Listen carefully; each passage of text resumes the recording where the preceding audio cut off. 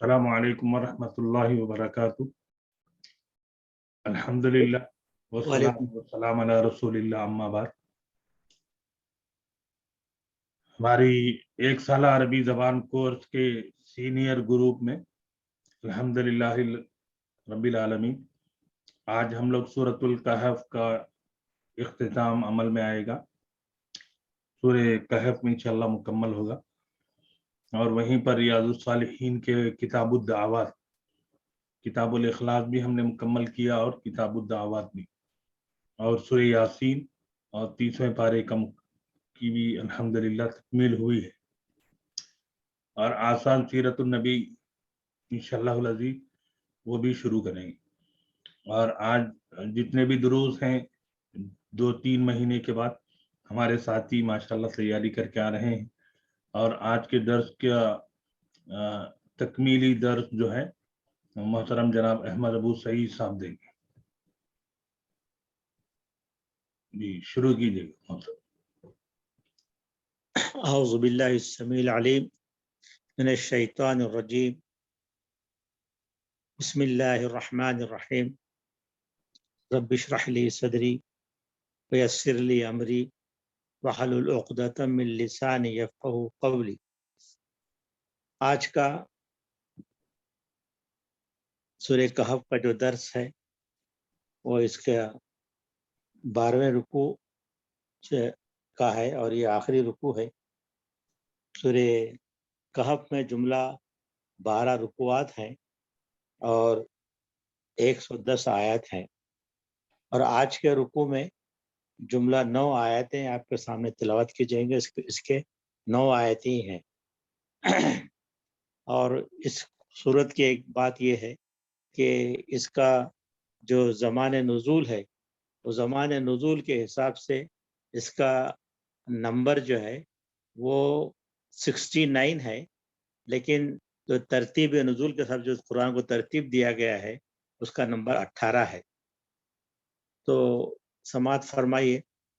اعوذ باللہ السمیع العلیم من الشیطان الرجیم، بسم اللہ الرحمن الرحیم۔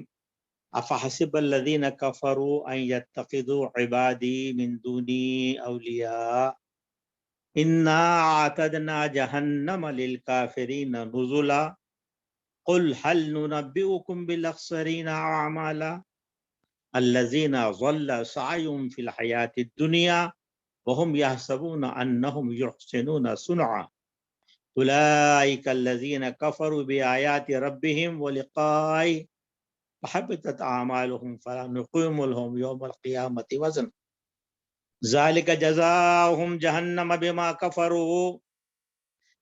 کفروا واتخذوا آیاتی ورسلی ہزوا ان الذین آمنوا وعملوا الصالحات كانت لهم جنات الفردوس نزلا خالدین فیہا لا یبغون عنہا حولا قل لو كان البحر مدادا لكلمات ربی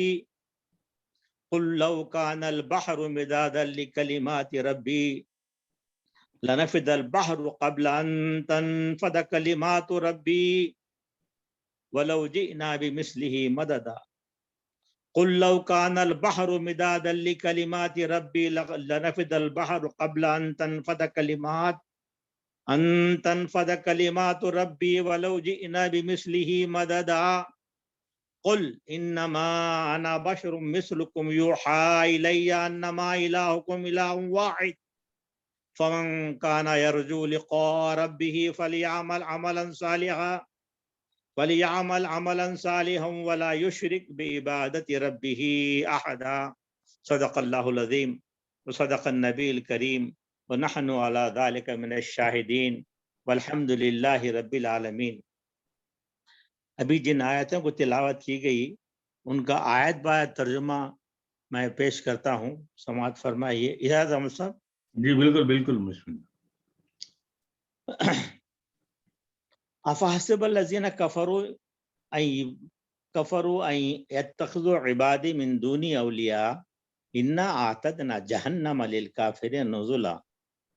تو کیا یہ لوگ جنہوں نے کفر اختیار کیا ہے یہ خیال رکھتے ہیں کہ مجھے چھوڑ کر میرے بندوں کو اپنا کارساز بنا لیں.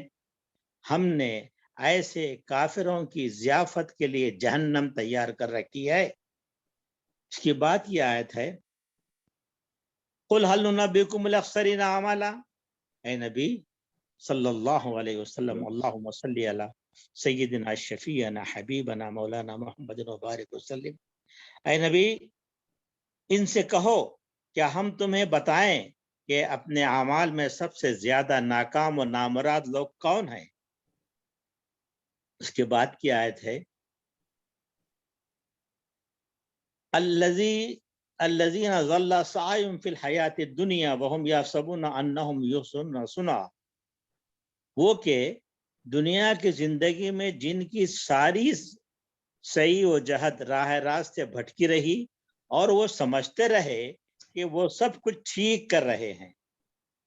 اس کے بعد کی آیت ہے اولئک الذین کفروا بآیات ربہم ولقائہ فحبطت اعمالہم فلا نقیم لہم یوم القیامت وزنا. یہ وہ لوگ ہیں جنہوں نے اپنے رب کی آیات کو ماننے سے انکار کیا اور اس کے حضور پیشی کا یقین نہ کیا، اس لیے ان کے سارے اعمال ضائع ہو گئے. قیامت کے روز ہم انہیں کوئی وزن نہ دیں گے. اس کے بعد کی آیت ہے آیت نمبر 106 ذالک جزاؤہم جہنم بما کفروا واتخذوا آیاتی ورسلی ہزوا. ان کی جزا جہنم ہے اس کفر کے بدلے جو انہوں نے کیا اور اس مذاق کی پاداش میں جو وہ میری آیات اور میرے رسولوں کے ساتھ کرتے رہے. آیت نمبر 107 ہے ان الذین آمنوا وعملوا الصالحات. یہاں دیکھیں گے آپ ایک خاص بات یہ ہے جو کمپیریزن ہے، اور اس سے پہلے بھی بات کئی مرتبہ کیا ہے ہم نے کہ بھئی ہم یہ کریں کہ جو اسٹائل اللہ تعالیٰ کا، اب جو ناکام تھے نامراد تھے ان کی بات آ رہی ہے، پھر جو کامیاب ہیں وہ بامراد ہیں ان کی بات آ رہی ہے. اللہ تعالیٰ فرما رہے ہیں ان الذین آمنوا. اس سے پہلے آیا تھا ان الذین کفروا کا بات آ رہی ہے، آیا تھا ان الذین آمنوا وعملوا الصالحات کانت لہم جنات الفردوس نزلا. البتہ وہ لوگ جو ایمان لائے اور جنہوں نے نیک عمل کیے ان کی میزبانی کے لیے فردوس کے باغ ہوں گے. خالدین فیہا لا یبغون عنہا حولا، جن میں وہ ہمیشہ رہیں گے اور کبھی اس جگہ سے نکل کر کہیں جانے کو ان کا جی نہ چاہے گا. اس کے بعد کی آیت ہے کہ قل لو کان البحر مدادا لکلمات ربی لنفد البحر قبل ان تنفد کلمات ربی بمثل کلمات ربی ولو جئنا بمثلہ مددا. یہاں رب کائنات کی تعریف جس انداز سے کی جا رہی ہے وہ بتایا جا رہا ہے اے نبی صلی اللہ علیہ وسلم اللہم صلی علیہ وسلم کہو کہ اگر سمندر میرے رب کی باتیں لکھنے کے لیے روشنائی بن جائے تو وہ ختم ہو جائے، مگر میرے رب کی باتیں ختم نہ ہوں، بلکہ اگر تم انہیں اتنی ہی روشنائی اور لے آئیں تو بھی کفایت نہ کرے گی. یہاں اللہ سبحانہ تعالیٰ کی اپنی تعریف ہونے کے بعد سے پھر اللہ کے نبی کریم صلی اللہ علیہ وسلم کے نے اپنے آپ کو یہ کہا ہے کہ ان سے حکم دیا گیا نبی صلی اللہ علیہ وسلم سے کہ لفظ قل استعمال کیا جا رہا ہے. کہو کیا؟ کہو انما انا بشر مثلکم یوحی الی انما الہکم الہ واحد فمن کان یرجو لقاء ربہ فلیعمل عملا صالحا ولا یشرک بعبادت ربہ احدا. اے نبی صلی اللہ علیہ وسلم اللہم صلی علیہ وبارک وسلم کہو کہ میں تو ایک انسان ہوں تم ہی جیسا، میری طرف وحی کی جاتی ہے کہ تمہارا الہ بس ایک ہی الہ ہے. بس جو کوئی اپنے رب کی ملاقات کا امیدوار ہو اسے چاہیے کہ نیک عمل کرے اور بندگی میں اپنے رب کے ساتھ کسی اور کو شریک نہ کرے. اس طرح صدق اللہ العظیم، اس طرح یہ رکوع ختم ہوتا ہے، اور رکوع کے ختم ہونے کے بعد میں سے اصل میں یہ جو آیتیں ہیں یہ آیتوں کا پس منظر کیا ہے اور اس کی یہ کب نازل ہوا، کیا مضامین پورے سورے میں بیان کی گئی ہے، اس کا ایک مختصر سا آپ کو تعارف کرا دیتا ہوں تاکہ یہ بات ذہن میں رہے کہ ہر سورت کا ایک خاص پس منظر ہے اور اس کا خاص جو ہے اس کے مضامین ہیں. تو اس میں یہ ہے کہ یہ سورہ کہف کا نام کہف کیوں رکھا گیا ہے. نام اس سورے کا نام پہلے رکوع کی 9ویں آیت از اول فتیۃ الی الکہف سے ماخوذ ہے. اس نام کا مطلب یہ ہے کہ وہ سورت جس میں کہف کا لفظ آیا ہے. پورے سورت میں کہف کا ذکر نہیں ہے بلکہ اس میں ایک جگہ پر خود کہف کا ذکر آیا ہے اور وہ بھی پہلے رکوع کے آیت نمبر 9 میں ہے کہ از اول فتیۃ الی الکہف. اس کے بعد میں سے بات آ رہی ہے کہ اس کا زمان نزول کیا ہے. کہ زمان نزول سے بھی پوری تصویر سامنے آتی ہے سورت کی اور سورت کے مضامین کی. زمان نزول یہاں سے ان صورتوں کا آغاز ہوتا ہے جو مکی زندگی کے تیسرے دور میں نازل ہوئی. یہ دور تقریباً 5 نبوی کے آغاز سے شروع ہو کر قریب 10 نبوی تک چلتا ہے. اس دور میں قریش نے نبی کریم صلی اللہ علیہ وسلم آپ صلی اللہ علیہ وسلم کی تحریک کو، آپ کے صحابہ کو اور جماعت کو دبانے کے لیے تضحیک، استہزاء، اعتراضات، الزامات، تخویف، اطماع اور مخالفانہ پروپیگنڈے کے آگے بڑھ کر اب تک چل رہا تھا، اس سے آگے بڑھ کر ظلم و ستم، مار پیٹ اور معاشی دباؤ کے ہتھیار پوری سختی کے ساتھ استعمال کیے، یہاں تک کہ مسلمانوں کی ایک جماعت کو حبشہ جانا پڑا اور باقی ماندہ کو شعب ابی طالب میں میسور ہونا پڑا. اس کے بعد میں ایک دوسری بات بتائی جا رہی ہے. سورہ کہف کے مضمون پر غور کرنے سے اندازہ ہوتا ہے کہ تیسرے دور کے آغاز میں نازل ہوئی ہوگی، جبکہ ظلم و ستم اور مزاحمت نے شدت تو اختیار کر لی تھی مگر ابھی ہجرت حبشہ واقع نہ ہوئی تھی. اس وقت جو مسلمان ستائے جا رہے تھے ان کو اصحاب کہف کا قصہ سنا گیا تاکہ ان کی ہمت بندھے اور انہیں معلوم ہو کہ اہل ایمان اپنا ایمان بچانے کے لیے اس سے پہلے کیا کچھ قربانیاں کر چکے ہیں. یہ بات اس کے زمان نزول و شان نزول کے بعد میں بیان کی گئی ہے.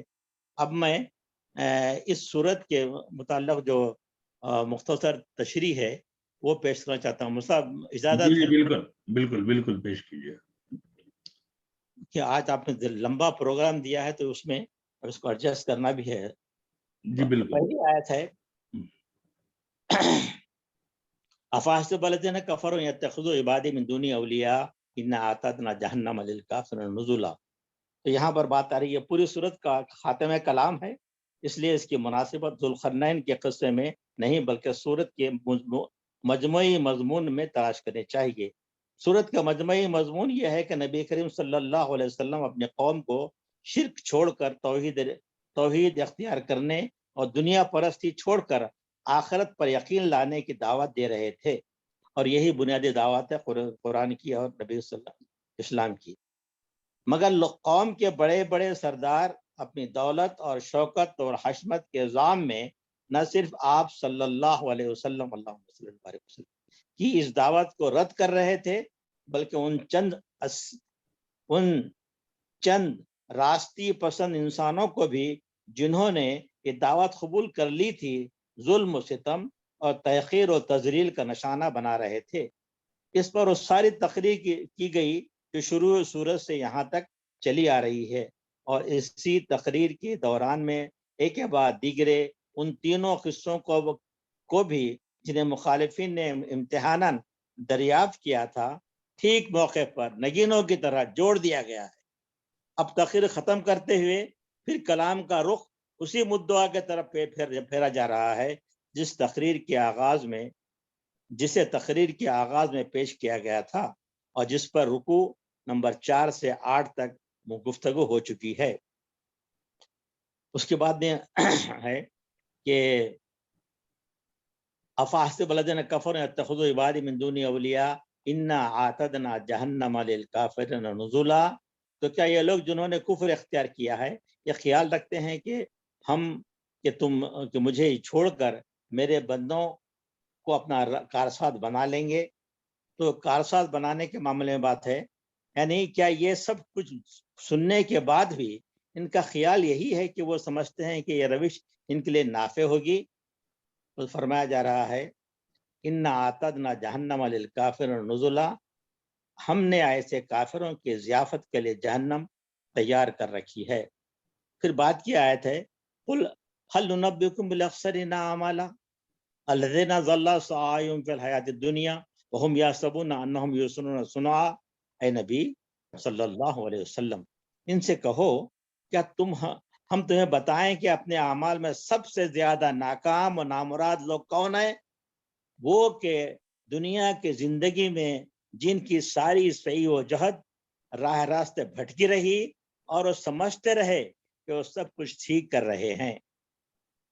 یہ آیت کے تعلق سے میں ذرا اس تشریح سنانے کے بعد یہ کہوں گا کہ اس کا انتباہ کر کے آپ دیکھیں گے کہ آج کے حالات میں بھی، ہر دور کے حالات میں بھی، ہر وہ شخص جو اپنی جگہ پر نہایت فسادی اور ظالم ہوتا ہے، وہ اپنے آپ کو سمجھتا ہے کہ ہم جو ہے بہت اچھا کام کر رہے ہیں.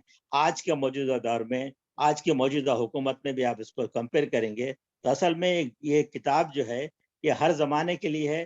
It is a book of today. میں مختصر ہمیشہ بولتا رہا ہوں. تو اس میں بات یہ ہے کہ اے نبی صلی اللہ علیہ وسلم، ان سے کہو کیا ہم تمہیں بتائیں اپنے اعمال میں سب سے زیادہ ناکام و نامراد لوگ کون ہیں؟ وہ کہ دنیا کی زندگی میں جن کے سارے سے صحیح و جہد راہ راستے بھٹکی رہی اور وہ سمجھتے رہے کہ ہم جو کچھ کر رہے ہیں ٹھیک کر رہے ہیں.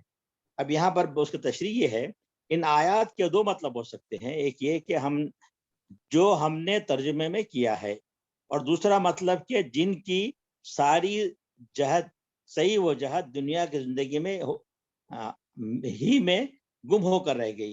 یعنی انہوں نے جو کچھ بھی کیا اللہ سبحانہ تعالیٰ سے بے نیاز اور آخرت سے بے فکر ہو کر کیا، صرف اس دنیا کے لیے کیا. دنیاوی زندگی ہی کو اصل زندگی سمجھا اور دنیا کی کامیابیوں اور خوشحالیوں ہی کو اپنا مقصود بنا لیا. اللہ سبحانہ و تعالیٰ کی ہستی کے اگر قائل ہوئے بھی تو اس بات کی کبھی فکر نہ کی کہ اس کی رضا کیا ہے، ہمیں کبھی اس کے حضور چاہ کر اب ذمہ اپنے اعمال کا حساب بھی دینا ہے رہے گا یا نہیں. اپنے آپ کو محض ایک خود مختار اور غیر ذمہ دار حیوان عاقل سمجھا. انسان کو بتایا جا رہا ہے حیوان عاقل، وہ حیوان جس کو عقل دی گئی ہے، جس کے لیے دنیا کی اس چراگاہ سے تمتع کے سوا کوئی کام نہیں ہے. یہ بات بتائی گئی ہے اس آیت میں. اس کے بعد کی آیت ہے اولئک الذین کفروا بآیات ربہم ولقائہ فحبطت اعمالہم فلا نقیم لہم یوم القیامۃ وزنا. کہ وہ لوگ ہیں جنہوں نے اپنے رب کی آیات کو ماننے سے انکار کیا اور اس کے حضور پیشی کا یقین نہ کیا، اس لیے ان کے سارے اعمال ضائع ہو گئے. قیامت کے روز ہم انہیں کوئی وزن نہ دیں گے. یعنی اس طرح کے لوگوں نے دنیا میں خواہ کتنے ہی بڑے بڑے کارنامے کیے ہوں، بڑے بڑے ایجادات کیے ہوں، بہرحال دنیا کے خاتمے کے ساتھ ہی ختم ہو جائیں گے.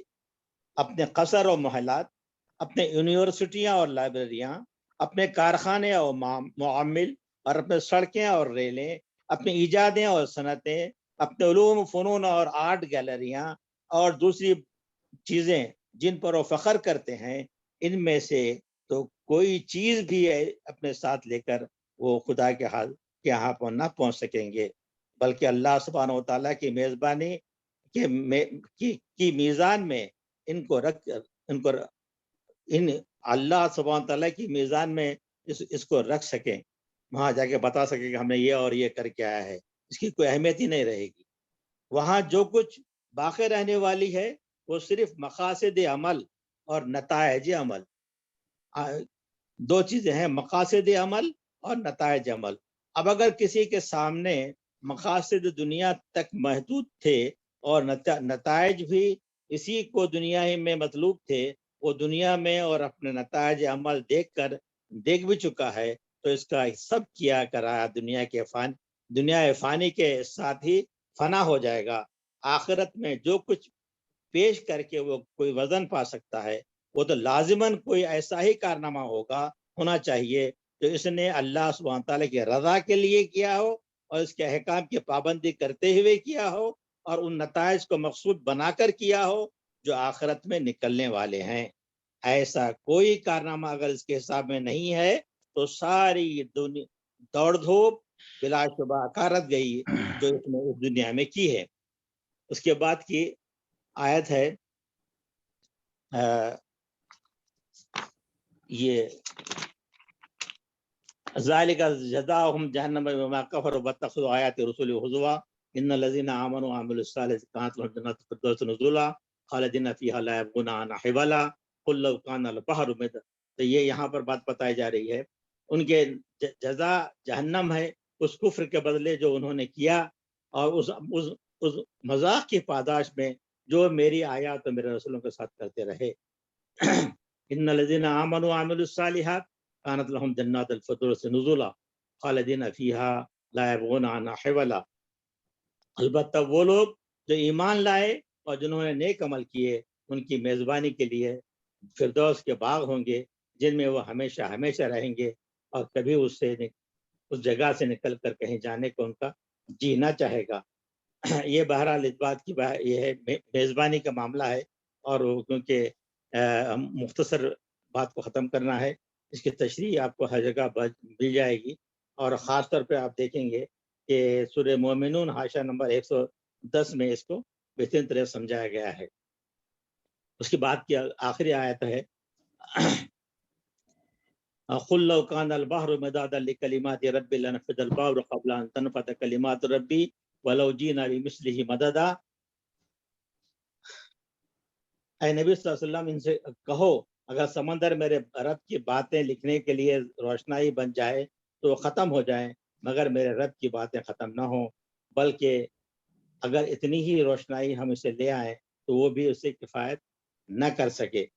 تو اس کی تشریح میں بہت سی جگہ پر بہت سی باتیں لکھی گئی ہیں اور یہاں پر مولانا مودودی رحمۃ اللہ علیہ نے جو آخر میں جو تشریح کی ہے وہ اگر آپ اجازت دیں تو میں اس کو سنا دیتا ہوں. ہاں سنائیے. یہ ہے کہ اللہ تعالیٰ کی باتوں سے مراد اس کے کام اور کمالات اور عجائبات قدرت اور حکمت ہیں. بظاہر ایک شخص یہ گمان کرے گا کہ شاید اس قول سے میں مبالغہ کیا گیا ہے. بظاہر یہ سمندروں کو پانی بنا دیا جائے گا پورے جتنے اشجار ہیں ان کے قلم بنائے جائیں گے اس کو یہ لکھیں تو سمندر ختم ہو جائیں گے لیکن اللہ کی باتیں ختم نہ ہوگی. تو یہ اس پہ تشریح ہو رہی ہے. بظاہر ایک شخص یہ گمان کرے گا کہ شاید اس قول میں مبالغہ کیا گیا ہے لیکن اگر آدمی تھوڑا سا غور کرے تو محسوس ہوگا کہ در حقیقت اس میں ذرہ برابر مبالغہ نہیں. جتنے قلم اس زمین کے درختوں سے بن سکتے ہیں اور جتنی روشنائی زمین کی موجودہ سمندر اور ویسے ہی 7 سمندر فراہم کر سکتے ہیں اس سے اللہ سبحانہ و تعالیٰ کی قدرت حکمت اس کی تخلیق کے سارے کرشمے تو درکنار شاید موجودات عالم کی مکمل فہرست بھی نہیں لکھی جا سکتی. یہ مقصد سے ہے یہ مولانا مودودی رحمۃ اللہ علیہ کے تفسیر قرآن سے میں نے آپ کے سامنے پیش کی ہے کہ جس انداز سے مولانا مودودی نے تشریح فرمائی ہے وہ اپنی جگہ پہ خود ایک مارولس چیز ہے. اس کے بعد میں اب جو آیت آخری جو ختم ہو رہی ہے کہ وہ نبی صلی اللہ علیہ وسلم کی اپنی ذات کے تعلق سے بات آ رہی ہے کہ قل انما انا بشر مثلکم یوحی الی انما الہکم الہ واحد فمن کان یرجو لقاء ربہ فلیعمل عملا صالحا ولا یشرک بعبادۃ ربہ احدا. تو یہاں پر ایک جو دوسری بات بھی تھی وہ اس کو میں اسکپ کیا لمبی ہو رہی تھی. اے نبی آخری آیت ہے اے نبی صلی اللہ علیہ وسلم کہو کہ اگر سمندر میرے رب کی باتیں لکھنے کے لیے روشنائی بن جائے تو وہ ختم ہو جائے مگر میری باتیں ختم نہ ہوں بلکہ اگر اتنی ہی روشنائی ہم اور لے آئیں تو بھی ختم ہو وہ بھی کفایت نہ کرے گی.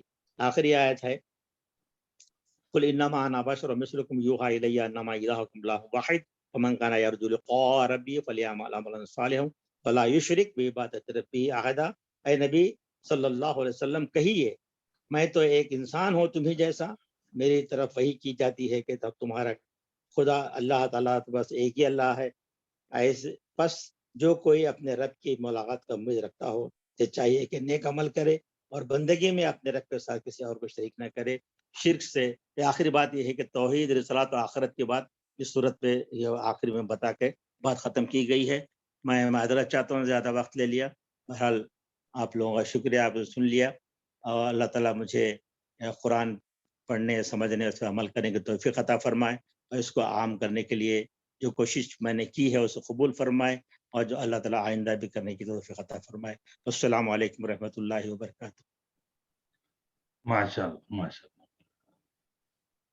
جی احمد ابو سعید صاحب نے آج سورۃ الکہف کا آخری رکوع پڑھا، ترجمہ کیا اور پھر مختصر تشریح بھی پیش کی ہے.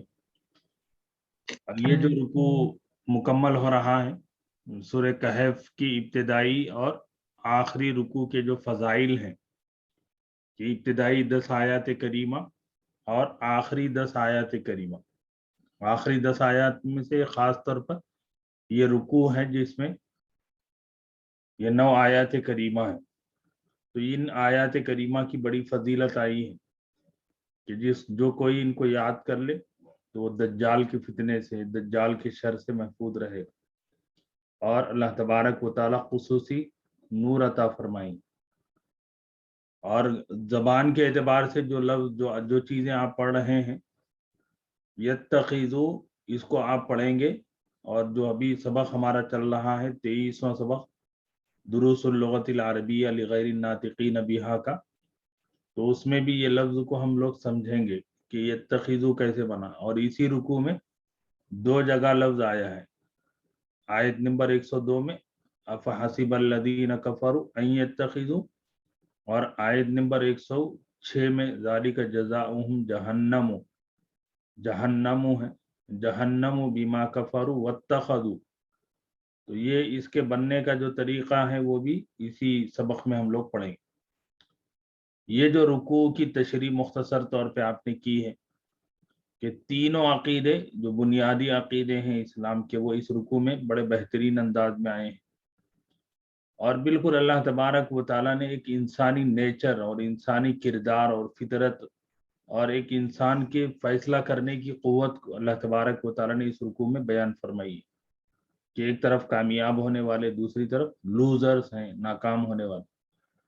اور یہ بھی بات ہمارے ذہن میں رہے کہ مشرک دنیا کے اندر کتنے ہی کارہائے نمایاں انجام دے لے، کتنے ہی نیکی اور فلاحی اور خیرات کے کام کر لے، قیامت کے دن اس کا کوئی وزن نہیں ہوگا. حدیث میں ہے، حضرت ابو سعید خدری رضی اللہ تعالی عنہ کی روایت ہے کہ رسول اللہ صلی اللہ علیہ وسلم نے فرمایا قیامت کے دن ایک مشرک اتنا موٹا تنومن توانا لایا جائے لیکن اس کا وزن اللہ کے میزان میں ایک مچھر کے برابر بھی نہیں ہوگا.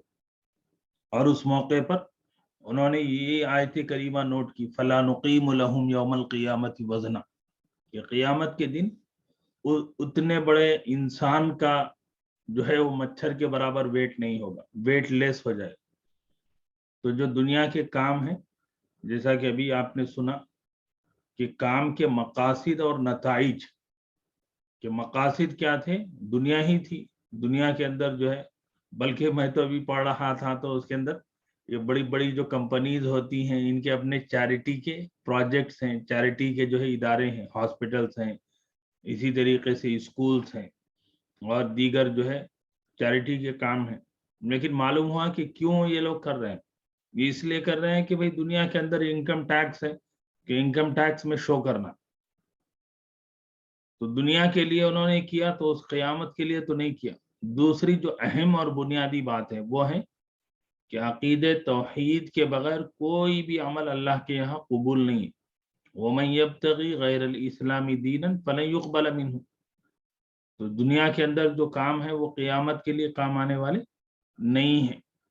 اور دوسری بات جو اللہ تبارک و تعالیٰ نے خاص طور پر مومنین کے بارے میں कामयाब होने वालों के बारे में बयान फरमाई, वो है जन्नतुल फिरदौस। इन्नल्लज़ीना आमनू व अमिलुस्सालिहाति कानत लहुम जन्नतुल फिरदौस।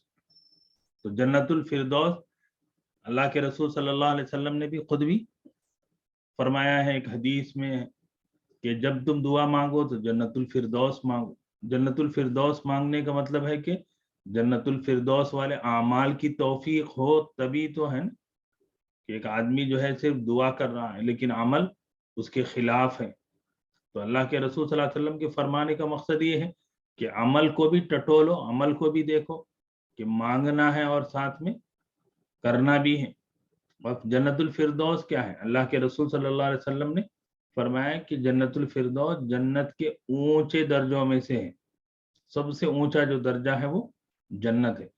और कुरान मजीद ने बिल्कुल कंपैरेटिवली यानी बिल्कुल तकाबुल करके कहा है कि काफिरों के लिए जहन्नम, इन्ना आतदना जहन्नम लिल काफिरीना नुजुला, ये अल्लाह की तरफ से जो है मेहमानी है। मतलब ये कि ऐसी मेहमानी है कि जिसके अंदर ज़क़ूम है, जिसके अंदर माउन हमीम है। और यहाँ जन्नतियों के लिए नेमतें जन्नत है, जन्नत खुद नेमत है। और ऐसी जन्नत है कि वहां से लौटना और पलटना नहीं चाहिए। मैं एक बात आयत नंबर 109 के बारे में ये कहना चाहूंगा कि अल्लाह तबारक व ताला ने जो अपनी शान बयान फरमाई है कि इतनी बड़ी कायनात है, आज तक जो है इतनी बड़ी कायनात पर किसी ने हुकूमत नहीं की है, अगर की है तो पार्शियली की है, लेकिन पूरी हुकूमत इस दुनिया की इतना बड़ा शहंशाह है। अल्लाह के अलावा किसी को शहंशाह नहीं कहना चाहिए। अल्लाह तबारक व तआला इतनी बड़ी कायनात है और इस कायनात की जो निज़ाम है, जो मखलूक़ात हैं और अल्लाह तबारक व तआला की सिफ़ात हैं, अल्लाह की हम्द व किब्रियाई और बड़ाई और फ़ैसले हैं। तो अल्लाह तबारक व तआला की ये शान है कि दुनिया के समंदर पानी रोशनाई बन जाएं और फिर उसी के बराबर जितने समंदर हैं उतने फिर भी जो है सियाही बन जाए, रोशनाई बन जाए, तो भी अल्लाह की कलिमात, अल्लाह की तारीफ, अल्लाह की बड़ाई, अल्लाह के फैसले जो है मुकम्मल नहीं होंगे। तो ये खूबी है अल्लाह तबारक व तआला की। लेकिन मसला क्या है, इंसानों ने फिर यहाँ पर भी ठोकर खाई, तो ये चीज जो है इंसानों के लिए बोलते हैं, जबकि ये शान अल्लाह की है, अल्लाह की जात की है। बादत खुदा बुजुर्ग, तो अल्लाह तबारक व ताला के बाद मकाम और दर्जा है वो रसूलुल्लाह सल्लल्लाहु अलैहि वसल्लम का। तो रसूलुल्लाह सल्लल्लाहु अलैहि वसल्लम अल्लाह के बंदे और रसूल हैं। तो उस अकीदे को भी अल्लाह ने यहाँ बयान फरमाया। आयत नंबर 110 की जो आयत करीमा है, इसके अंदर जो आप ऑलरेडी पढ़ चुके हैं वो चीज आपको ग्रामेटिकल यहाँ आ रही। इन्नमा अना बशरुन, हमने पढ़ा है इन्ना जो है वो जोर और कुव्वत और ताकीद के लिए आता है, इन्ना। और उसके बाद जो माँ है वो माए काफा कहते हैं। माँ क्यों आता है कि इन्ना आना नहीं होगा, तो इसीलिए उसको माँ एडिशनल लाएगा। और ताकीद के माने होते हैं, इन्ना माँ का मतलब मैं तो बस, बशरुन मिसलुकुम। अब यहाँ अल्लाह के रसूल अलैहिस्सलातु वस्सलाम की बशरियत, यानी अल्लाह के रसूल सल्लल्लाहु अलैहि वसल्लम हम जैसे इंसान हैं। अल्लाह के रसूल को अल्लाह तबारक व तआला ने इंसानों की हिदायत के लिए भेजा। तो अल्लाह के रसूल सल्लल्लाहु अलैहि वसल्लम का कि बशर होना, अल्लाह के रसूल का इंसान होना इस आयत करीमा से साफ वाज़ेह है। लेकिन अल्लाह के रसूल के औसाफ और खसाइस, आपकी सिफात, आपके अखलाक, आपकी किरदार, आपका बर्ताव, आपका हुस्न सलूक, बल्कि एक एक लफ्ज आप कहें, अल्लाह के रसूल की आंखों की गवाही कुरान में है, अल्लाह के रसूल की ज़बान के बोल की गवाही कुरान में है, अल्लाह के रसूल की इंशराह सदर की गवाही कुरान में है, अल्लाह के रसूल की हिल्म यानी बर्दाश्त की गवाही कुरान में है। तो अल्लाह के रसूल बशर हैं, लेकिन औसाफ बशर में रश्क बशर हैं। ये है कि यूहा इलैया, वो क्वालिटी है कि जो कि दुनिया में किसी इंसान को हासिल नहीं है, कि अल्लाह की वही आ जाए। इतनी बड़ी कमाल है, इतना बड़ा खूबी है, इतनी बड़ी उम्दगी है अल्लाह के रसूल सल्लल्लाहु अलैहि वसल्लम की रिसालत और नबूवत। और फिर अल्लाह के रसूल सल्लल्लाहु अलैहि वसल्लम का जो पैगाम है कि इतना सादा, इतना साफ तौर पे एक आम आदमी को समझ में आ जाए। کہ یہ ہے کہ اللہ ایک ہے، تمہارے معبود ایک ہے، اور پھر ایک ہونے کا کیا ہے فائدہ، آدمی سمجھ لے کہ ایک معبود کی میں پرستش کر رہا ہوں تو پھر اس سے ملنا بھی ہے، اس سے ملاقات بھی ہوگی. تو جو کوئی اس سے ملے گا تو جب ملاقات ہوگی تو فلیعمل عملا صالحا، اچھے اعمال کر لے، اچھا عمل کر لے، اور پھر اس کی عبادت میں کسی کو شریک نہ کرے، اپنے رب کی عبادت میں کسی کو شریک نہ کرے. تو یہ رکوع جو اپنے معانی کا ایک سمندر ہے، جس کے اندر اللہ نے سمندر کا خود بھی ذکر فرما دیا. تو اللہ سے ہم دعا کرتے ہیں کہ مولا تعالی ہمارے ساتھیوں کی اور ہم سب کی جو کوششیں، جو محنتیں، جو اس کلام اللہ کو سمجھنے کے لیے صبح و شام ہو رہی ہیں اور فجر کی بات قربانی کے اس وقت میں ہو رہی ہیں، اللہ اس کو جو ہے مفید بنائیں، اللہ اس کو ثمر آور بنائیں، اللہ اس کو قبول فرمائیں. ہم لوگ سیرت النبی صلی اللہ علیہ وسلم شروع کیے ہیں، اور سیرت النبی صلی اللہ علیہ وسلم کے سلسلے میں نے آپ سے کہا تھا کہ سیرت النبی صلی اللہ علیہ وسلم ہم کو اس لیے جاننا ہے کہ اس سے ہم لوگوں کو ایک تسلسل سے جو ہے ساری چیزیں آ جائیں. یہ سیرت النبی صلی اللہ علیہ وسلم کے جو کتاب بندے کی ہے اس کو ہم نے اس نصاب کا حصہ بنایا ہے، اور بالکل 1.5 سال پہلے آپ جہاں میں نے آپ کو نصاب دیا تھا اس کے اندر اس کتاب کا نام بھی میں نے رکھا ہے. ایسا نہیں ہے کہ میں نے وقتی طور پہ اس کو طے کیا، بلکہ پورے نصاب کو ترتیب دیتے ہوئے میں نے یہ بات ذہن میں رکھی ہے کہ رسول اللہ صلی اللہ علیہ وسلم کی پوری سیرت طیبہ ہمارے ساتھیوں کے سامنے آ جائے، تاکہ ہم کو جو ہے سیرت طیبہ چونکہ صاحب قرآن ہے، سیرت طیبہ اسوہ حسنہ ہے، تو اس اعتبار سے اللہ کے رسول صلی اللہ علیہ وسلم کی تمام حیات مبارکہ پر ہماری نظر ہو، ساری چیزیں ہم کو سامنے آ جائیں تو انشاءاللہ بڑا فائدہ ہوگا، اور ہم جو ہے قصے کہانیاں نہیں بیان کریں. تو مجھے تعجب ہوتا ہے لوگوں کو دیکھ کر کہ قرآن مجید کی 114 صورتیں اور اللہ کے رسول صلی اللہ علیہ وسلم کی نبوت کے بعد کے 23 سال، اور اگر نبوت سے پہلے کے واقعات آپ ملا لیں تو 63 سال.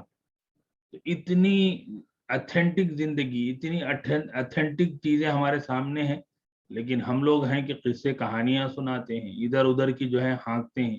کیا ضرورت ہے، کیا ضرورت ہے میرے بھائی کہ قرآن مجید کی ایک سورت کی آپ وضاحت کریں تو آپ کو 114 دن لگ جائیں، جبکہ سورہ بقرہ اور سورہ آل عمران، سورہ نساء، سورہ مائدہ تو ایک دن میں مکمل نہیں ہو بھائی.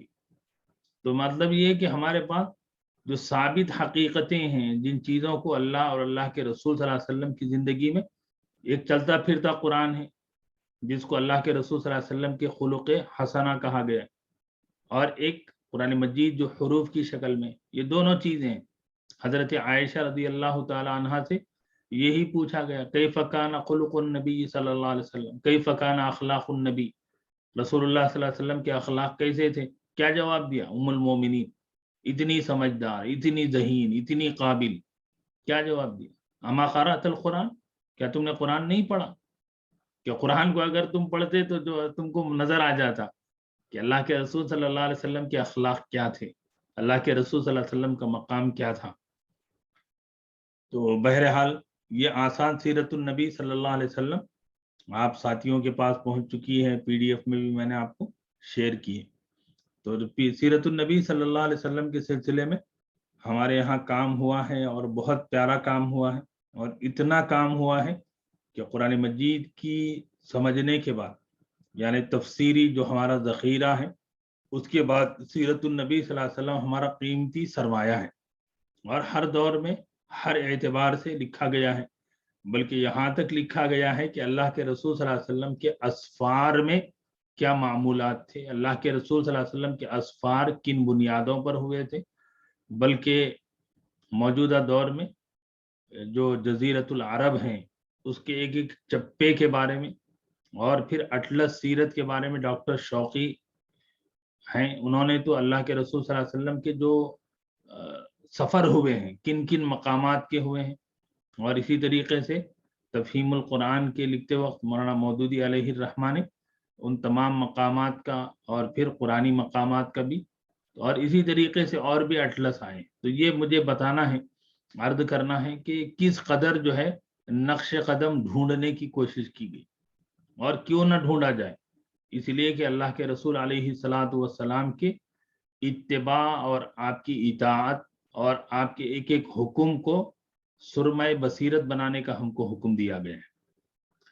تو بہرحال یہ سیرت النبی صلی اللہ علیہ وسلم کا ایک مقدمہ ہم نے آپ سے پڑھنے کے لیے کہا تھا. ہمارے کوئی ساتھی نے یہ مقدمہ اگر پڑھا ہے تو اس کو 2-3 منٹ میں پیش کریں. جی کسی نے پڑھا ہے کیا؟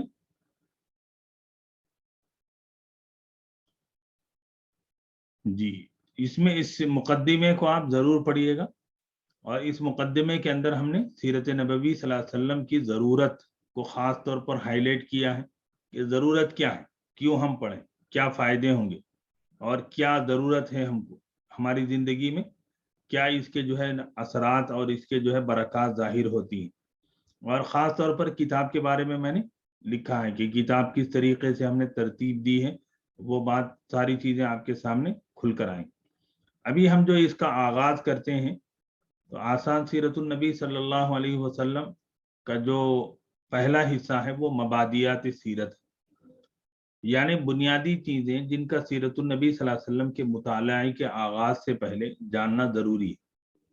عام طور پہ ہمارے پاس سیرت کی جو کتابیں ہوتی ہیں وہ جاہلیت سے شروع ہوتی ہیں، پری نبوت شروع ہوتی ہیں، حضور علیہ الصلاۃ والسلام کے خاندان اور آپ کے جو ہے آپ کے آبا و اجداد کے تعارف، بلکہ حضرت ابراہیم علیہ الصلاۃ والسلام سے آپ کا شجر مبارک ہے تو وہاں سے شروع ہوتی ہے. لیکن میں نے اس سے پہلے ایک چھوٹا سا حصہ رکھا ہے مبادیات، بیسکس آف دی سیرہ، جس میں سیرت نبوی کی ضرورت و اہمیت اور اس کی افادیت اور سیرت النبی کی بنیادی و ضروری اصطلاحات وغیرہ کو بیان کیا. تو یہ ضروری کام اس لیے ہے کہ ایک سبجیکٹ وہ ہم پڑھنے جا رہے ہیں، لیکن ایک سبجیکٹ کے جو ٹرمینالوجیز ہیں وہ ہمارے پیش نظر رہیں کہ، اور خاص طور پر موجودہ دور میں ہو یہ گیا ہے کہ جب اردو میڈیم تعلیم تھی اور ہمارے مسلمانوں کا رشتہ دین سے مضبوط تھا، اب تو جو ہے ماڈرنائزیشن کی طرف چل رہے ہیں، اپڈیٹ کی طرف چل رہے ہیں. 2030 ویژن آ گیا ہے کہیں پر، اور بھی ویژن آ گئے ہیں. تو بہرحال ہماری نظر، ہمارا تعلق جو ہے اللہ کے رسول سے ہو تو اس کی بنیادی معلومات، ٹرمینالوجیز، خاص طور پر جیسے ہمارے یہاں ہوتا ہے کہ صحابہ مرد ہیں یا عورت ہیں، ان کے لیے کیا ہم دعائیہ استعمال کریں. ایسا بھی نہیں ہو سکتا ہے کہ ہماری نوجوان نسل نہیں سمجھ رہی ہے تو ہم اس کو چھوڑ دیں، ایسا بھی نہیں ہوگا. ہمارا کام ہے ان کو بتانا، ہمارا کام ہے ان کو سمجھانا، ان کو جو ہے دین کے ان اہم حصوں کے بارے میں آگاہی دینا. یہ جو پہلا حصہ ہے سیرت نبوی اور سیرت سازی، سیرت نبوی اور سیرت سازی کیسے، یعنی اللہ کے رسول علیہ الصلاۃ والسلام کی زندگی ایک انسان کے لیے کس حیثیت سے جو ہے پوری زندگی کو ریپریزنٹ کرتی ہے. کہ ایک آدمی تاجر ہے، ایک آدمی بزنس مین ہے، ایک آدمی باپ ہے، ایک آدمی بھائی ہے، ایک جو ہے شوہر ہے، ایک فاتح ہیں. تو اس کی زندگی میں کیا یہ اللہ کے رسول صلی اللہ علیہ وسلم کے نمونے ہیں؟ تو یہاں میں نے ایک جو ہے اقتباس دیا ہے علامہ سید سلیمان ندوی رحمۃ اللہ علیہ، جو ہندوستان کے جو ہے ماشاءاللہ بڑے غیر معمولی قاضی تھے، عالم تھے، مصنف تھے. سیرت النبی پر انہوں نے کام کیا علامہ شبلی کے بعد. اور خاص طور پر خطبات سیرت ہیں. خطبات سیرت آپ کو کہیں سے مل جائے تو آپ لوگ ضرور پڑھیے کہ خطبات سیرت میں انہوں نے اللہ کے رسول صلی اللہ علیہ وسلم کی سیرت کو کئی حیثیت سے، یعنی موجودہ زمانے میں اللہ کے رسول صلی اللہ علیہ وسلم کی کامل کس طرح ہے، تاریخی اعتبار سے اللہ کے رسول صلی اللہ علیہ وسلم کے اس دنیا والوں پر احسانات کیا ہیں. ایک بہت اچھوتے انداز میں بہت بہترین خطبات انہوں نے دیے تھے، خطبات مدراس کے نام سے. تو اس کا ایک اقتباس میں نے پیش کیا ہے کہ اللہ کے رسول صلی اللہ علیہ وسلم کی زندگی ہر انسان کے لیے اور زندگی کے ہر مرحلے کے لیے بہترین رہنمائی. لیکن بات یہ ہے کہ وہاں رک کر ہم کو دیکھنا پڑے گا کہ اللہ کے رسول صلی اللہ علیہ وسلم بیٹے ہیں، شوہر ہیں، باپ ہیں، بھائی ہیں، استاد ہیں. تو کیا اللہ کے رسول صلی اللہ علیہ وسلم کا طرز عمل رہا ہے۔ اللہ کے رسول صلی اللہ علیہ وسلم کی سیرت طیبہ پر جیسا کہ میں نے عرض کیا کہ تفسیر قرآن کے بعد، اللہ کے کلام کے بعد مسلمانوں نے اللہ کے رسول صلی اللہ علیہ وسلم کی سیرت طیبہ پر بڑی گراں قدر خدمات انجام دی، بڑی محبتوں کے نذرانے پیش کیے۔ اس کا اندازہ کرنے کے لیے صرف اتنی بات کافی ہے کہ مسلمانوں نے جو سیرت النبی پر کتابیں لکھی تھی آج سے 20 سال پہلے تک، تو اس کا ایک انڈیکس، یعنی صرف کتابوں کا انڈیکس تیار کیا تھا ایک ایرانی عالم ہیں جناب عبد الجبار رفاہی نے۔ تو جب وہ کتابوں کا انڈیکس انہوں نے تیار کیا تو کتابوں کا جو نمبر ہو گیا تھا 20 سال پہلے 29,754، تو تقریباً 30,000 کتابیں جو ہے اس وقت تک، اور وہ بھی کون سی کہ ان کو جو اویلیبل ہوئی، ان کو جو ملی ہیں۔ تو اس کے علاوہ 20 سال میں اور بھی کیا کام ہوا ہے اور بھی دوسری زبانوں میں، وہ اس سے آگے بڑھ کر ہے۔ اب اللہ کے رسول صلی اللہ علیہ وسلم کی سیرت طیبہ ہم پڑھتے ہیں، اللہ کے رسول صلی اللہ علیہ وسلم کی سیرت طیبہ ہم جانتے ہیں، تو اس کا تو حکم اللہ کے رسول صلی اللہ علیہ وسلم نے خود دیا ہے۔ اللہ کے رسول نے فرمایا محبت رسول سیکھو اور سکھاؤ۔ حدیث میں ہے ادبوا اولادکم ثلاث خصال، کہ اپنی اولاد کو 3 عادتیں سکھاؤ۔ ادبا مانے سکھانے کے معنی بھی آتے ہیں۔ کتنی عادتیں؟ 3 عادتیں، 3 خصلتیں، کہ ایک تو ہے حب نبیکم، اپنے نبی صلی اللہ علیہ وسلم کی محبت سکھاؤ۔ دوسری ہے حب اہل بیتی ہی، کیا اللہ کے رسول کے اہل بیت۔ اب یہاں پر بھی آ گئی دیکھیے ٹرمینالوجی، اہل بیت کون ہیں؟ تو اہل بیت کی محبت بھی سکھاؤ۔ اور تیسری چیز ہے قرآن مجید کی تلاوت سکھاؤ۔ اب دیکھیے کہ ایک آدمی جو ہے خود نہیں جانتا تو کیا سکھا پائے گا؟ تو اسی لیے میں نے ہیڈنگ لگائی خود بھی سیکھنا ہے اور سکھانا ہے۔ کہ محبت رسول سیکھنے کی اور سکھانے کی چیز، کہ محبت سے آدمی سب کچھ فدا کر دیتا ہے، اور محبت کب ہوتی ہے؟ جب واقفیت ہوتی ہے۔ تو اللہ کے رسول صلی اللہ علیہ وسلم سے محبت کرنے کو کہا جا رہا ہے، تو آدمی محبت کب کرے گا؟ تب جانے گا۔ محبت کب کرے گا؟ جب واقف ہوگا۔ محبت کب کرے گا؟ جب ان کے احسانات کا علم ہوگا۔ تو اسی لیے اللہ کے رسول صلی اللہ علیہ وسلم کی سیرت جو ہے ہم کو محبت تک پہنچائی۔ اور عربی میں ایک محاورہ ہے کہ من احب شیئا اکثر ذکرہ، جو کسی سے محبت کرتا ہے تو اس کا تذکرہ بھی بہت کرتا ہے۔ تو محبت کی ایک علامت ہے کہ ہم اللہ کے رسول صلی اللہ علیہ وسلم کا اپنے ہر عمل میں جو ہے حوالہ دیں، ہم کہیں کہ اللہ کے رسول نے ایسے فرمایا ہے۔ تو اسی لیے اللہ کے رسول صلی اللہ علیہ وسلم کی سیرت طیبہ جاننا ہے جو محبت کا ذریعہ ہے۔ آگے اللہ کے رسول صلی اللہ علیہ وسلم کے حقوق ہیں ہم پر کچھ ذمہ داریاں ہیں کہ اللہ کے رسول صلی اللہ علیہ وسلم کے حق کیا ہیں۔ پہلا حق تو یہ ہے کہ اللہ کے رسول صلی اللہ علیہ وسلم پر ایمان لایا جائے۔ سورہ اعراف آیت نمبر 157 میں آمینو بھی، کہ نبی پر ایمان سارے انسانوں کو ایمان لانا۔ ایک تو مسلمان نے ساری انسانیت کو، جیسے اللہ رب العالمین ہے، رسول رحمت للعالمین ہے، اللہ رب الناس ہے، قل اعوذ برب الناس ملک الناس الہ الناس۔ تو اللہ تبارک و تعالیٰ کے رسول جو ہے وہ رسول الناس ہیں، رسول الناس جمیعا ہیں، کہ تاکید ہے کہ میں سارے انسانوں کے لیے آیا ہوں۔ تو آپ صلی اللہ علیہ وسلم کا پہلا حق تو آپ کی رسالت کا ماننا ہے۔ اب جب رسالت کو ہم نے مان لیا تو اب ہمارے ذمے کیا حقوق ہیں؟ دوسرا حق ہے کہ آپ کا ادب و احترام کرنا، سورہ اعراف آیت نمبر 157۔ تیسرا ہے آپ صلی اللہ علیہ وسلم کی اطاعت کرنا، آپ صلی اللہ علیہ وسلم کے احکام کو، آپ کے حکم کو ماننا، اطاعت، بس سر تسلیم خم کر دینا ہے۔ اور چوتھا ہے کہ آپ کے فیصلوں کو اپنے اختلافات میں حکم بنانا ہے، کہ ہمارے کوئی بھی اختلافات ہیں، ہمارے کوئی بھی ڈسپیوٹس ہیں۔ پانچواں ہے آپ صلی اللہ علیہ وسلم سے دنیا کی ہر چیز حتیٰ کہ اپنی جان، اپنے مال، والدین، اولاد سے زیادہ محبت کرنا۔ چھٹواں حق ہے آپ صلی اللہ علیہ وسلم کی اتباع کرنا۔ تیسری چیز، اور یہ چھٹویں چیز میں آپ کو تھوڑا سا شاید کنفیوژن ہوگا، کہ اطاعت کے معنی بھی وہی ہیں، اتباع کے معنی بھی وہی ہیں۔ اطاعت اور اتباع میں تھوڑا سا فرق ہے۔ کیا ہے؟ کہ دونوں کے معنی ہیں اوبیڈینس، اوبیڈینٹ ہونا، اوبیڈینس کرنا۔ لیکن اطاعت اور اتباع میں فرق یہ ہے کہ اللہ کے رسول علیہ السلام نے جیسے اس کام کو کیا ہے ویسے کرنا، کیسے کرنے کا حکم دیا ہے ویسے کرنا۔ تو اس کی ایک چھوٹی سی مثال ہم دنیاوی اعتبار سے دیکھ سکتے ہیں کہ آپ نے اپنے ایک ساتھی سے کہا کہ بھائی آپ کو فلاں مقام پہنچنا ہے، اور پہنچنے کے لیے راستہ بھی بتا دیا. تو دو بیٹے ہیں جو وہ کام کرتے ہیں، دونوں بھی منزل پہنچتے ہیں. ایک بیٹا دوسرے راستے سے آتا ہے جو باپ نے نہیں بتایا ہے، اور دوسرا بیٹا وہ ہے جو اسی راستے سے آتا ہے جس راستے کا نام لے کر باپ نے کہا ہے. تو جو دوسرا بیٹا راستے پر آیا ہے باپ کے بتائے، اس نے اتباع بھی کی اور اطاعت بھی کی. اطاعت کی کہ وہاں پر پہنچ گیا منزل پر. اور دوسرا کیا ہے کہ جس نے اپنے باپ کے حکم کو پورا کیا وہ منزل پہ پہنچ گیا، لیکن وہ راستے سے نہیں دوسرے راستے سے گیا، تو اس نے اتباع نہیں کی. یہ واقعات اللہ کے رسول صلی اللہ علیہ وسلم کے اس اعتبار سے کہ جس کام کو جس انداز میں کرنے کا حکم دیا. جیسے ہمارے یہاں دیکھیں آپ تو نکاح کے معاملے ہیں کہ نکاح کرنا سنت ہے، لیکن اللہ کے رسول صلی اللہ علیہ وسلم نے نکاح کس اینگل میں کیا وہاں اتباع نہیں ہو رہی.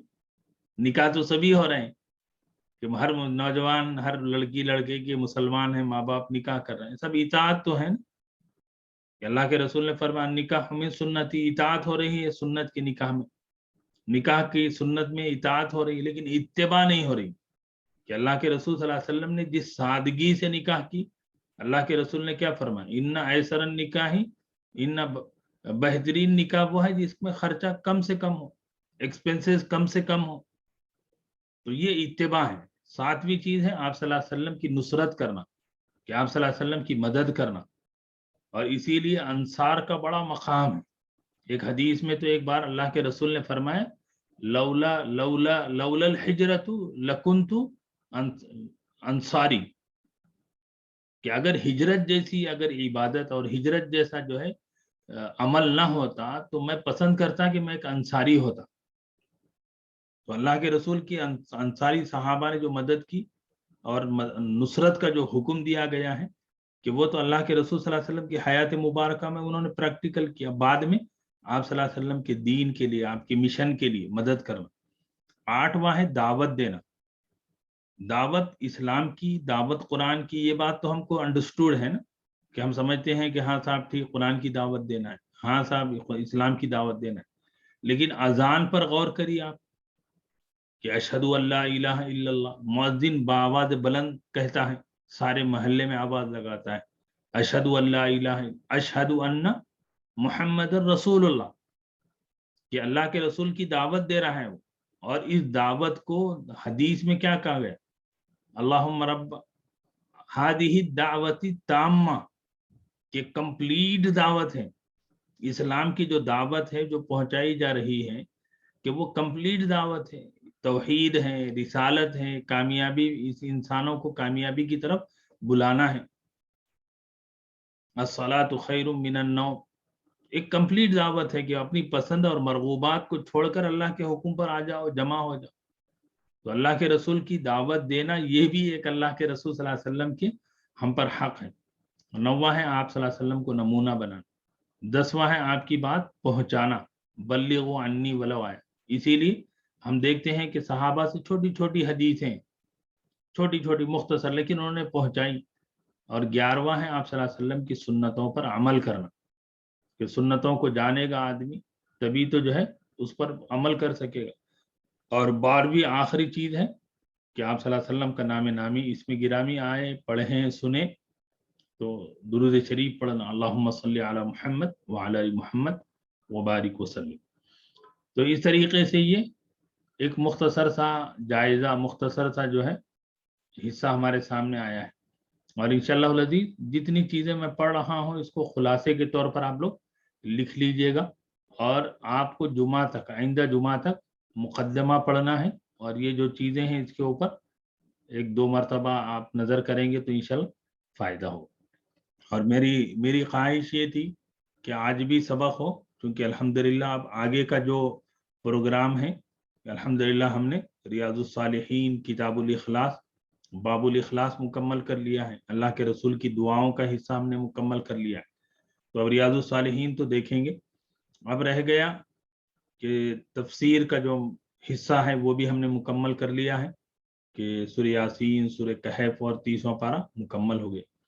تو انشاءاللہ العزیز آئندہ سے جو درس قرآن کی اور ہفتے کی جمعے کی جو ہماری ترتیب ہوگی اس میں انشاءاللہ ہم لوگ سیرت النبی صلی اللہ علیہ وسلم کو زیادہ سے زیادہ پڑھیں گے اور سبق بھی کنٹینیو ہوگا، کیونکہ اب ہمارے پاس صرف 2 مہینے ہیں، کل سے نیا سال ہے، جنوری ہے، تو جنوری اور فروری 2 مہینے ہیں، تو 2 مہینے ہیں اور تقریباً 11 اسباق باقی ہیں، تو اسی لیے ہم کو زیادہ سے زیادہ پڑھنا پڑے گا، تب کہیں جا کر ہم لوگ اپنے ٹارگیٹ کو اچیو کر سکتے ہیں۔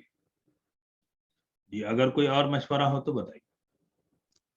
یہ مارچ میں جو آپ رکھ رہے ہیں نا وہ تقسیم اسناد کا، جی اس جی کا جی بھی ذرا ایک بتا دیجیے نا، کیا ہے لوگوں کو معلوم ہو جائے۔ جی 6 مارچ 2022 انشاءاللہ العزیز اتوار کا دن ہے، اور 11 بجے سے انشاءاللہ ہمارا پروگرام ہوگا گن فاؤنڈری پر، گن فاؤنڈری ایبٹس میڈیا پلس، اور انشاءاللہ العزیز آپ کا پروگرام ہے، آپ حضرات اصل ہیں، آپ کی محنتیں جو آپ نے کی ہیں آپ کے اس کے اندر جو ہے، لیکن اس سے پہلے کا ایک جو کام ہے وہ آپ کو تفسیری اعتبار سے جو سورے طے کر دیے گئے ہیں اس کو آپ جمع کرنا ہے۔ آپ کوشش کریے کہ جنوری میں وہ کام مکمل ہو جائے، تاکہ اس جلسے میں جو ہے تقسیم اسناد کے جلسے ہی میں وہ کتاب بھی چھپ کر آ جائے۔ السلام علیکم۔ وعلیکم السلام ورحمۃ اللہ۔ مفتی صاحب یہ ہر آیت کے اس کے نیچے جب گرامر لکھیں گے تو اس کے چھوٹے چھوٹے جیسے حروف جر ہے یا پھر حروف علتیہ وغیرہ یہ سب لکھنا ہے کیا، یا پھر کچھ مین گرامر کے پوائنٹس لکھنا ہے؟ دیکھیے میں اس کا ایک بتاتا ہوں، ٹھیک ہے؟ جی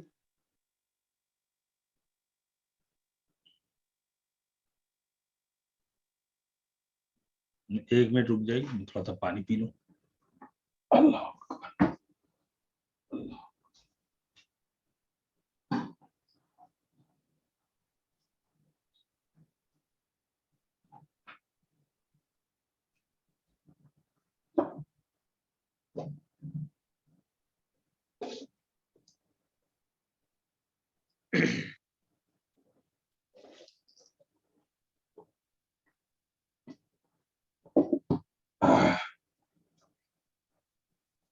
الحمدللہ۔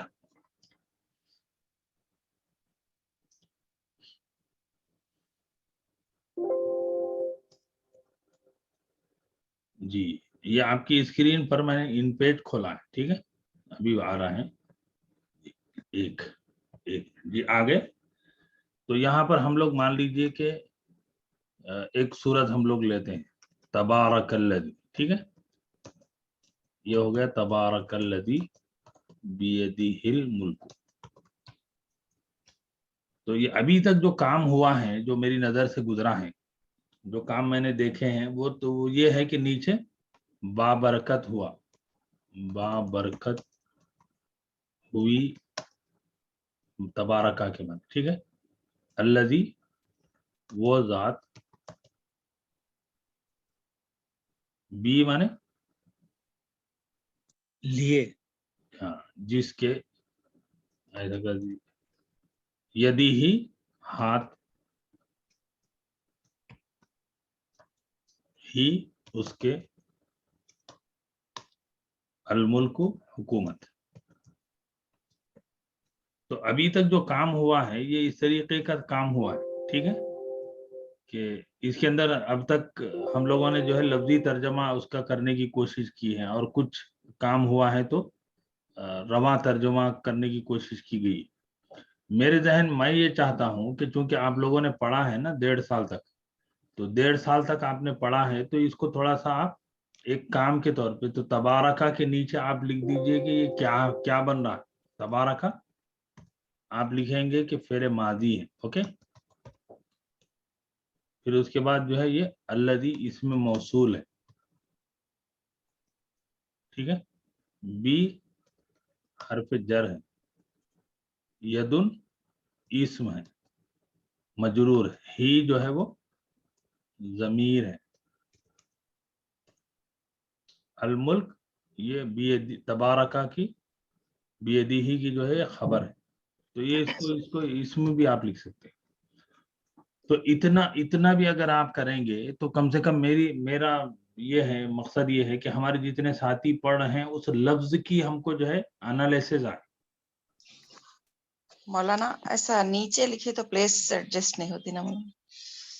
نہیں، اس کو اب کیا کرنا پڑے گا کام. اب یہاں پہ آپ جو میں نے لکھا ہے نا اس کو آپ بنانا پڑے گا باکسز میں. ٹھیک ہے، تو یہ 3 باکس بن جائیں گے. تبارکہ کا ایک باکس بن گیا، اس کا لفظی ترجمہ کا ایک باکس بن گیا، اور اس کا گرامیٹیکل انالیسس کا جو ہے تیسرا باکس بن گیا. ٹھیک ہے، تو آپ جو ہے رننگ جگہ اس کو چھوڑتے ہوئے جو کام میں نے بھیجا ہے اس کو آپ نے دیکھا ہے، تو وہاں پر جو ہے لفظی ترجمہ ہے صرف، اس کی گرامیٹیکل انالیسس نہیں ہے. جی ایسا کام میں چاہتا ہوں کہ ہو، تاکہ چونکہ جو ہے ایک پارے کا اس طریقے سے اگر کام ہو رہا ہے تو اس سے فائدہ کیا ہوگا کہ آپ ایک سورے کا کریں گے لیکن آپ کے جو ساتھی ہیں وہ سارے مل کے تقریباً 1.5 پارے کے قریب ہو جا رہا ہے. پھر اس آیت کا رواں ترجمہ بھی. ہاں، اب رہ گیا معاملہ جو ہے رواں ترجمہ کی. چونکہ لفظی ترجمہ آ گیا تو بات سمجھ میں آ جا رہی ہے نا، پھر رواں ترجمہ کریں گے کافی بڑھ جائے. تو صرف آپ کو کیا کرنا ہے، یہ 1 2 یہ 3 کام کر دیجئے. شروعات میں سورے کا تعارف کروا دیجئے، آخر میں سورے کا پیام دے دیجئے، بس. مولانا تشریح رہیں گی، تشریح مختصر. ہاں تشریح رکھیے. آخر میں جو ہے یا ایک رکوع کو یا سبجیکٹ وائز آیتیں آپ لے لیجئے. حافظ صاحب دیکھیے وہ جو باقیہ صاحبہ فرما رہی ہیں وہ اس میں جان یہ ہے کہ رواں ترجمہ رہنے سے بات یعنی جس انداز سے آ رہی ہے نا وہ واضح ہو جائے گی. یہ ٹوٹنے سے وہ بات میں جو ہے اچھی روانی نہیں آ رہی، جان نہیں آ رہی. اچھی بات. چلیے آپ مشورہ کر لیجئے، لیکن جو ہے رواں ترجمہ بھی ایک ہو جائے تو اس میں ایک بیوٹی نئی چیز آئے گی. اچھا اب تک دیکھیے، کسی نے نہیں کیا ہے. ہاں یہ کیا کر دیجئے کہ یہ چوتھی چیز یہاں پہ آپ ایڈ کر دیجئے رواں ترجمہ. اوکے ٹھیک ہے. پیپرز میں بنانا ہے اس کو یا پھر بک الگ سے بک مینٹین کرنا پڑے گا اس کے لیے؟ ہاں ابھی آ رہا ہوں. تو یہ 4 چیزیں ہو گئی، 1 2 3 4. ٹھیک ہے، اور ابھی جیسے فارحہ صاحبہ نے کہی ہے ایک بات، تو یہ سورۃ الملک ہم لوگ پڑھ رہے ہیں. ٹھیک ہے، تو آپ کو لگتا ہے کہ سورۃ الملک پورے سورے کے اندر جو ہے 5 موضوع آئے ہیں، تو آپ کیا کریے ایک موضوع کی آیات لے لیجیے. ٹھیک ہے، ایک موضوع کی آیات لے لیجیے. ایک موضوع کی آیات آپ لے کے کیا کریں گے، تو ان کا جو لفظی ترجمہ، پھر رواں ترجمہ، گرامیٹیکل انالیسس، یہ سب چیزیں کریں گے. اس کے بعد جو ہے اس کا جو ہے تشریح لکھ دیجیے. ٹھیک ہے، یہ تو بہت شاندار کام ہوگا، لیکن کرنا نا ٹف جاب ہے. انشاءاللہ کریں گے. ہاں تو اب یہ اس طریقے سے کام ہوگا نا، تو کام ہم کو جو ہے جیسے ہم لوگ ابو سعید صاحب ہم لوگ بھرتی کا کام ہم کو نہیں کرنا، کہ ہم کو جو ہے تھوڑا سا آپ کام کو جو ہے ابھی یہ کام طے ہو گیا کہ پہلے تو جو ہے آپ ایک سورے کا تعارف دے دیجیے. اس کے بعد اس سورے سے متعلق آپ نے دیکھا ہے سورۃ القلم آپ لے رہے ہیں، تو سورۃ القلم میں اللہ کے رسول صلی اللہ علیہ وسلم کے اخلاق ہیں، پھر منافقین منکرین کے جو ہے دعوے ہیں. تو ایک موضوع سے جو ہے 12 آیتیں آ گئی، تو اس کو آپ لے لیجئے، وہ موضوع کے متعلق آیات، پھر اس کی تشریح، پھر ختم. پھر آخر میں سورے کا خلاصہ اور سورے کا موجودہ دور میں ہم کو کیا سبق ہے. تو یہ چیز تو آلریڈی آپ کے سامنے آ چکی ہے. میں سمجھتا ہوں آج جو ہے کام پوری طریقے سے آپ کے سامنے صاف ہو چکا ہے، کام جو ہے واضح ہو چکا ہے کہ کس طرح ہم کو کرنا ہے. ٹھیک ہے انشاءاللہ. جی. ابھی رابعہ مبین صاحب آپ نے پوچھا ہے تو آپ باضابطہ تھیسس کے جیسے تھیسس کی طرح کام کریے، کہ جیسے ہمارے یہاں ہم لوگ یہ M A M Phil P H Ds میں 30 تھیسس جو ہیں ہمارے اپنے کیا کہتے ہیں تحقیقی جو مقالے ہوتے ہیں اس کو ہم کرتے ہیں. تو پورے اہتمام سے آپ کریے گا. مولانا پھر PDF فارم میں بھیجنا پڑے گا نا یا آپ کو شاید؟ नहीं, PDF नहीं, किताब उसके जेरॉक्स बना के दे दीजिए।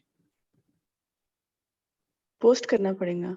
हाँ, PDF में आप भेज देंगे कॉपी करके, तो वो तो काम जो है प्रिंटिंग के लिए आसानी हो जाएगी। इंशाल्लाह।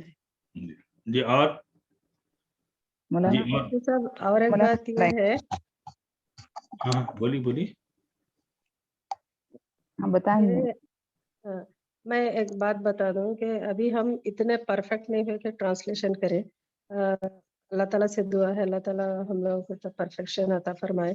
पर हम दूसरे जैसे तफासिर का मुताला करके ही हम करेंगे, और ग्रामर भी हम कहीं से देख के अपने तरफ से तो इतना परफेक्ट काम नहीं कर सकते। तो कोई बात नहीं ना मुफ्ती साहब?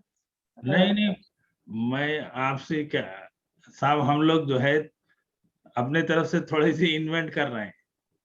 हम तो हमको जो अवेलेबल सोर्सेज है ना वो इस्तेमाल करेंगे। जो हमारे, जो मैं बार बार कहता हूँ कि तफसीर के मौजू पे हमारे जो अकाबिर और हमारे मुतकद्दिमीन जो हमसे पहले उन्होंने जो काम किया उसको हम सामने रखेंगे, वो देखेंगे कि जी उन्होंने क्या समझा है।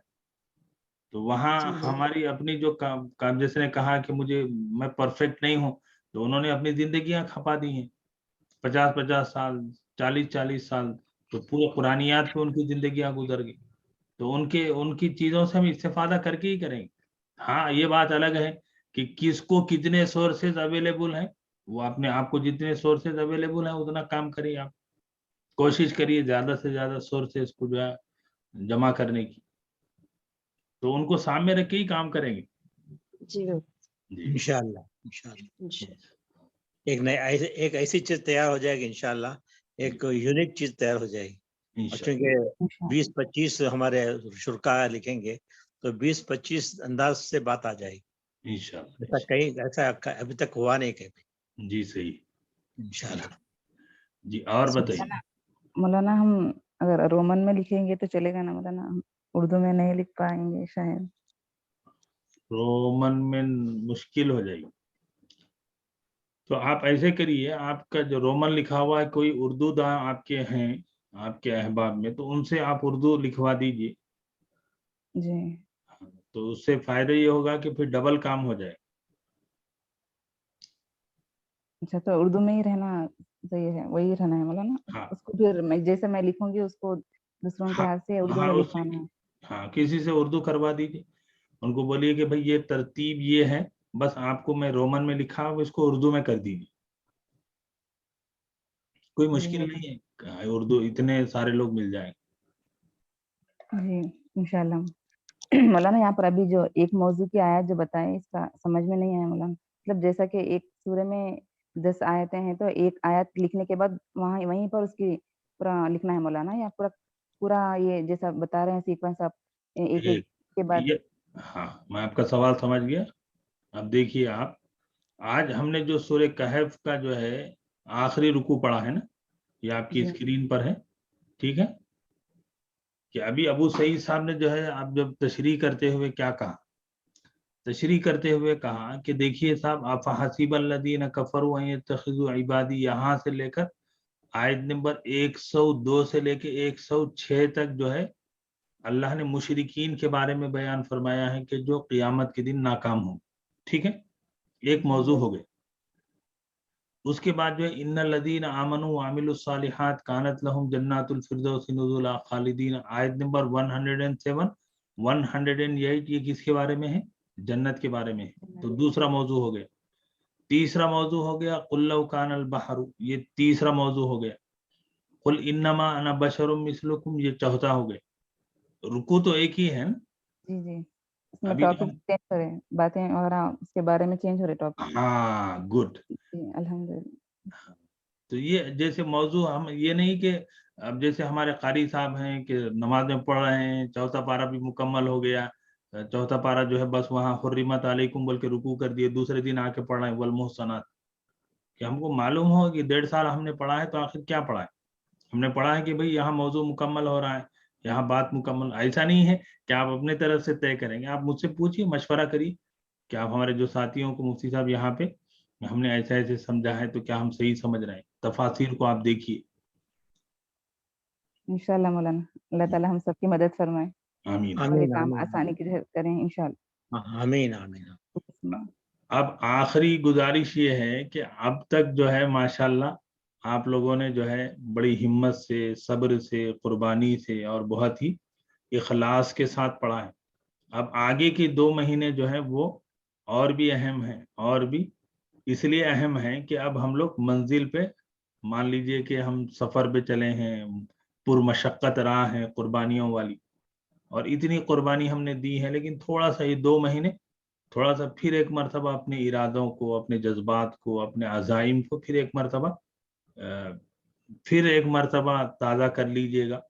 और अब हमको जो है थोड़ा सा ज़्यादा और पढ़ना पड़ेगा, कि पहले हम लोग 2 सफ़े पढ़ते थे, उसको हमने पिछले 2 महीनों से 3 कर दिए। अब जो है 4-4 सफ़हात पढ़ना पड़ेगा। तो ये बात मैं पहले से आपसे इसलिए कह रहा हूँ कि आगे का जो मरहला है वो आपके, जैसे माशाल्लाह मुझे खुशी हो रही है कि काफ़ी 5-6 साथी तो वो हैं जो कंटिन्यू माशाल्लाह शॉर्ट नोटिस के बावजूद भी आप लोग लिख रहे हैं। तो थोड़ी सी मेहनत कर लीजिए, और सिर्फ 10-12 असबाक की हैं, और वो भी आप देखेंगे कि कुरान मजीद की बेशुमार आयत करीमा, बेशुमार गहराइयाँ वो आपके ऊपर खुलती चले जाएंगी। और वहीं पर आप हजरात जो है मेरे लिए, हम सब के लिए, कि आप जो है एक फाउंडेशन है, कि जो है एक ऑनलाइन को बैच में एक मिसाली बैच है, तो दूसरे लोग भी जो है आपको देखकर जो है सीखेंगे कि हाँ मुफ्ती साहब के पास इन्होंने पढ़ा है। तो ये इंशाल्लाह अज़ीज़ तीसरा बैच, क्योंकि फर्स्ट बैच आप हैं, सेकंड बैच जो हमने लास्ट अगस्त में शुरू किया था 6 अगस्त को, तो उसका तीसरा बैच मैं शुरू करने जा रहा हूँ इंशाल्लाह अज़ीज़। दुआ फरमाइए कि वो मार्च 1 से होगा। तो वो आपसे इसलिए कह रहा हूँ कि आप लोग बुनियाद हैं, तो आपको इमारत बनाना है, आपको जो है आगे इस कारवां को लेकर चलना है। तो वहीं पर आपसे दुआओं की गुजारिश है कि अल्लाह तबारक व तआला आपको भी, हमें सबको कबूल फरमा ले। अल्लाह हमारी औलाद को इस काम के लिए, इस मिशन के लिए हमारे जीते जी कायम फरमा दे। आमीन। चलिए फिर इंशाल्लाह कल मुलाकात, पीर को मुलाकात होती है। सुब्हानल्लाहि व बिहम्दिही, सुब्हानकल्लाहुम्मा व बिहम्दिक, अशहदु अल्ला इलाहा इल्ला अंत व अस्तगफिरुका व अतूबु इलैक। अस्सलामु अलैकुम व रहमतुल्लाहि व बरकातुहू। वालेकुम अस्सलाम व रहमतुल्लाहि व बरकातुहू।